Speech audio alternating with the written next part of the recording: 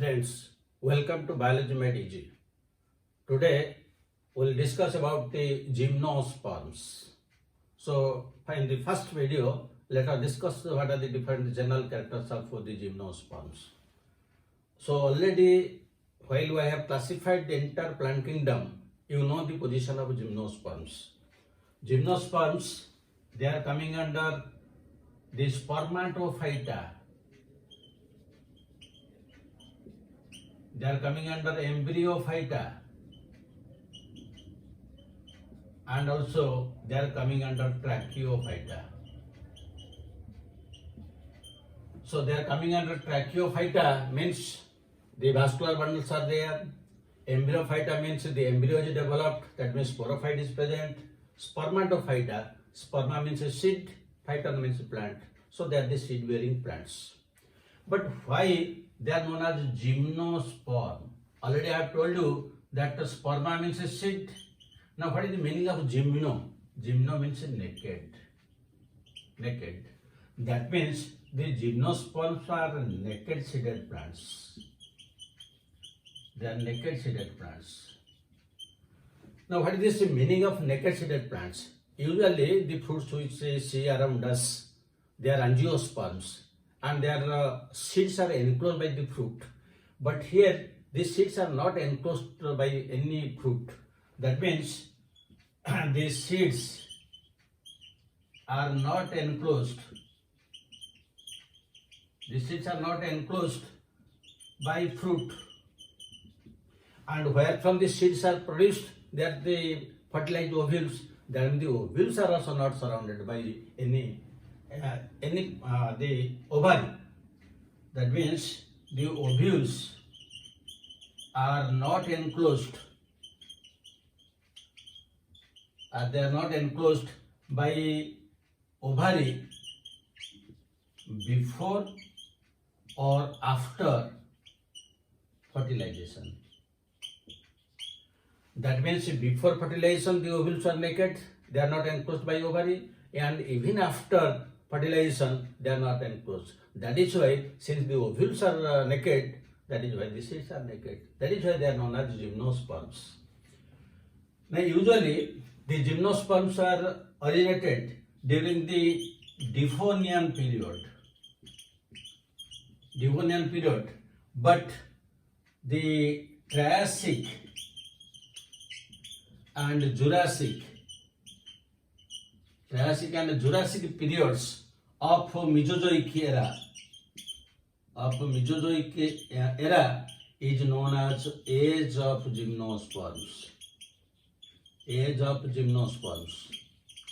That means during Triassic and Jurassic periods of this Mesozoic era, the highest evolved plants were gymnosperms. That is why that was known as the age of gymnosperms. And you know this Jurassic Park, the dinosaur. So the gymnosperms are almost contemporary of the dinosaurs. Now let us discuss the other characters. Since the gymnosperms, they have originated since the Devonian period, that means the plants are very primitive, though still they exist nowadays. But some of the plants they are completely extinct. So some of the plants like cycas, ginkgo, and metasequoia,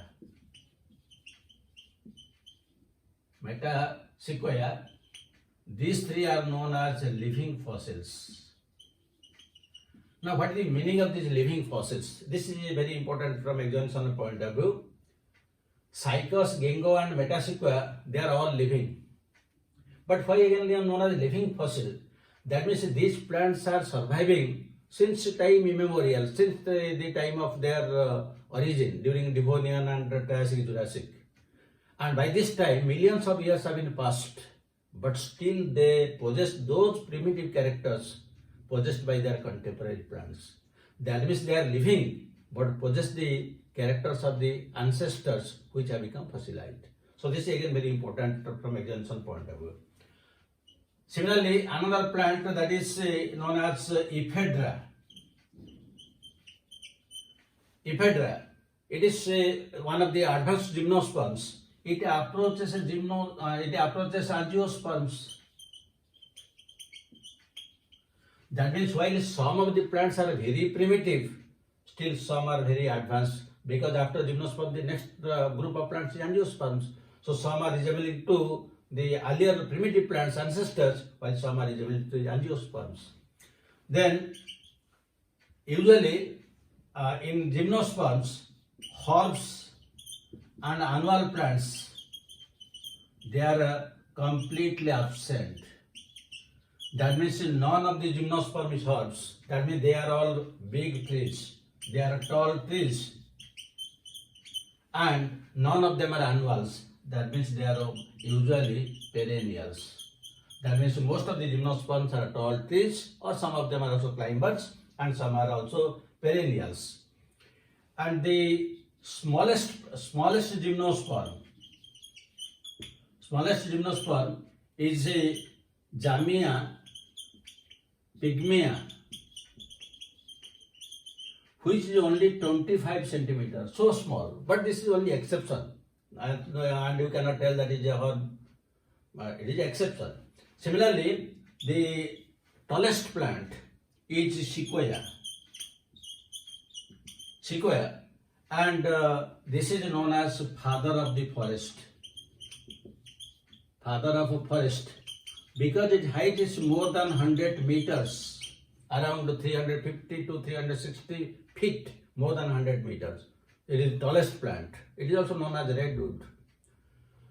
Similarly, another plant is Pinus longifolia.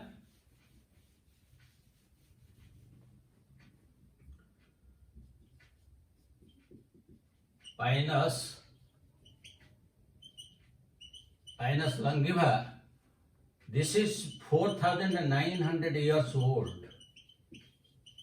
That means it is one of the oldest plant in the earth. Then coming to the other characters, we have discussed the algae, bryophyta, pteridophyta, and now we are discussing gymnosperms. In algae and bryophytes, we have discussed the main plant body is gametophyte. In pteridophyte, we have discussed the main plant is sporophyte, and later on the gametophyte develops. And both are independent and free living. But here, the main plant body is sporophyte, but the gametophytes are not independent, they are not free living. So the main plant body is sporophyte. And when the main plant body is sporophyte, naturally it will be distinguished into root, stem, and leaves. It is natural. Now if we will discuss the root, in case of cycas is one of the examples of the gymnosperms. In cycas you will find there is a type of root known as coralloid root. In the coralloid root, there is a symbiotic association of usually cyanobacteria, and usually they are Anabena and nostoc. Either of these two are present, and the main purpose is a nitrogen fixation. Similarly, in case of Pinus, there is a mycorrhizal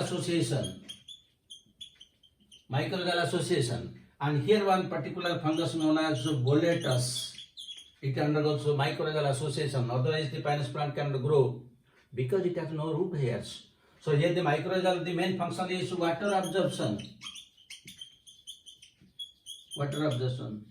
So these are the special functions, but the main root is always a tap root. Just like the higher plants, angiosperm, the main root is tap root.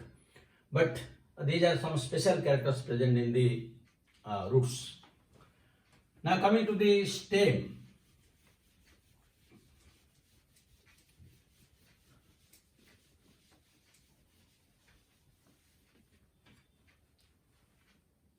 The stem, it may be unbranched. It may be unbranched, as in case of cycas, or it may be profusely branched, as in case of pinus. Similarly, coming to the leaves may be simple and needle-like. The example is pinus. And here you will get thick cuticle and sunken stomata. These are xerophytic characters of pinus, because usually they grow in areas where sufficient amount of water is not there. They are xerophytic characters. Similarly, the leaves may be compound, and mostly it is pinnately compound in case of cycas. And the cycas leaf has some characters which can withstand high temperature, humidity, and wind. That means the leaves are very thick, and it has also wax-like substance, so it can tolerate high temperature, humidity, and wind. These are also xerophytic characters. Then coming to the other characters,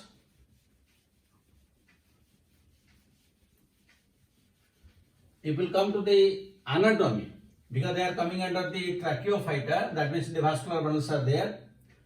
So, in vascular bundles there are xylem and phloem, but in case of xylem, no vessels, because vessels are characteristics of angiosperms, no vessels, and no xylem fibers.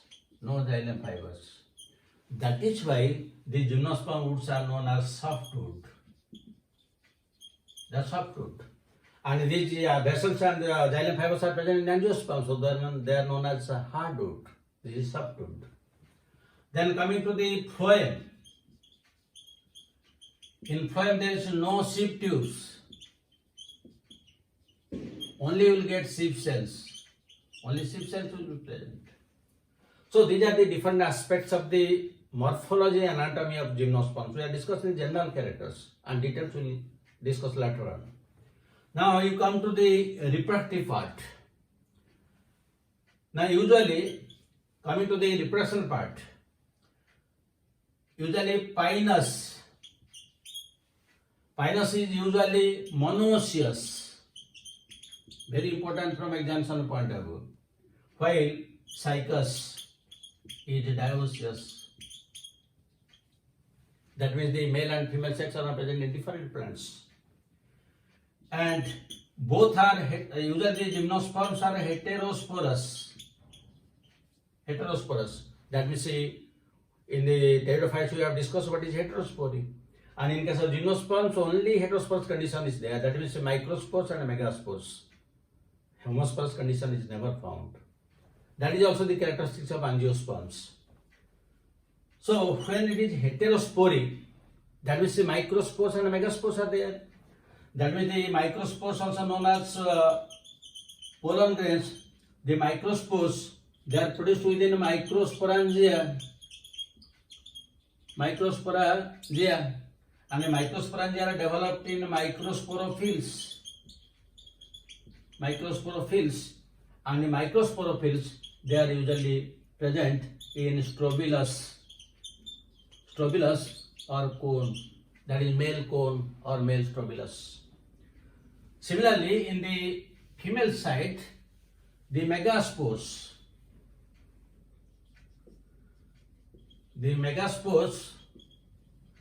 are developed in megasporangia,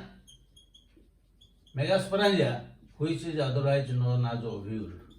The megasporangium is known as ovule. Now the megasporangia that develop in megasporophylls, and the megasporophylls they develop into strobilus or cones. that is the female cones. Now, within this male and female cones, the mega and microsporangia are present, and they will give rise to the microspores and megaspores as a result of a meiosis. So, now the spores which will develop, now as a result of the microspores, they are produced as a result of a meiosis. Now the microspores, the microspores also otherwise known as pollen grains. Now they will develop into male gametophyte.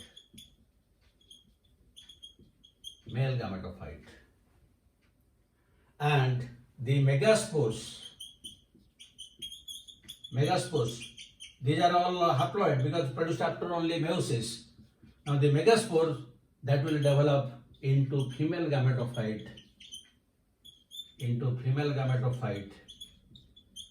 and or this female gametophyte is also known as the embryo sac. Now here one very important thing. Now this female gametophyte or embryo sac, it is a multicellular, and this itself acts as an endosperm. That means the embryo sac, this is also haploid. It is also functions as an endosperm. That means it is also haploid. In case of angiosperms, we have discussed in the reproduction chapter. The endosperm is a product of double fertilization, triple fusion, and is a post-fertilized product and is triploid. But here you see the embryo sac or female gametophyte directly acting as endosperm, and it is a haploid. That means here the endosperm is a haploid and pre-fertilized product.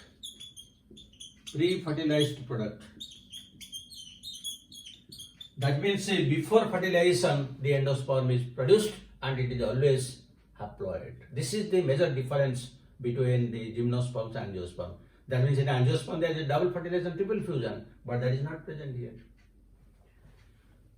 Now inside the megaspore which develops into female gametophyte, that develops inside the nucellus. So in the ovule there is a nucellus, and in this nucellus the female gametophyte develops. That means suppose this is the nucellus and the female gametophyte also develops. Now here 1, 2, 4, 5 archegonia develop. In the nucellus usually 1, 2, 3 archegonia develop. So you see in case of bryophytes the female sex organ the archegonia, in the pteridophytes also archegonia, here also archegonia, because already I have told you earlier that bryophytes, pteridophytes and gymnosperms are included under one group, archaeogoniates, because the female sex organ is antheridia. So here archaeogonia is present, but no antheridia. Antheridia not there, because here we have discussed in the male cone there are microsporophylls. In microsporophylls there are microsporangium, and in microsporangium there is production of microspores or pollen. So there is no question of antheridia. That means in gymnosperms there is no antheridia but archegonia. This is a very important question. So the next thing is, in the male gametophyte, the sperms which will be produced, they may be motile like cycas, or they may be non-motile like pinus. And always the pollination, it takes place by means of a wind. That means it is always anemophilous.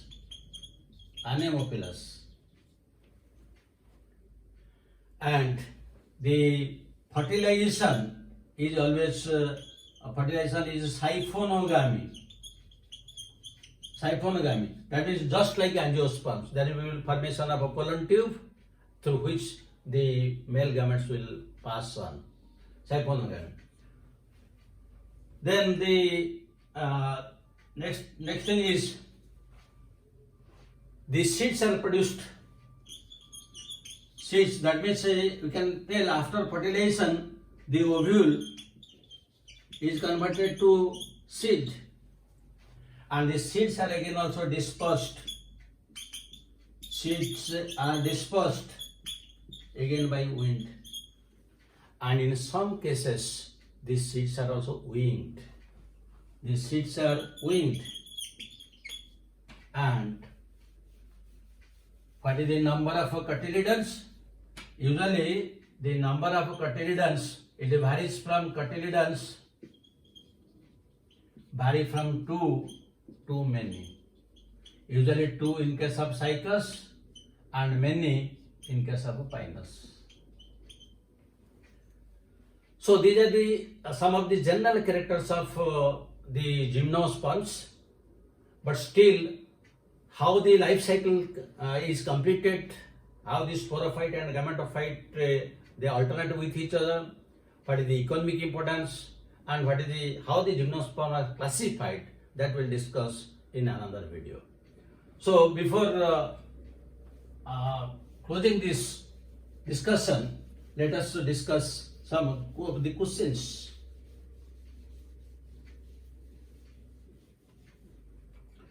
So one question: gymnosperms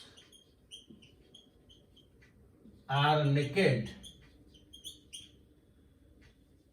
due to lack of, this is a very important question, due to lack of A choice flowers, B choice ovary, C choice double fertilization, and D choice the presence of the, you can tell, the antheridia, due to lack of antheridia. The second question: nitrogen fixation in the roots of some gymnosperms takes place.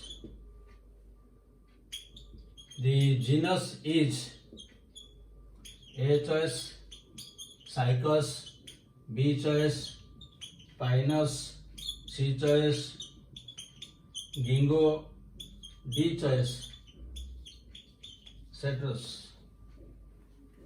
So this is only some of the general characteristics of gymnosperms.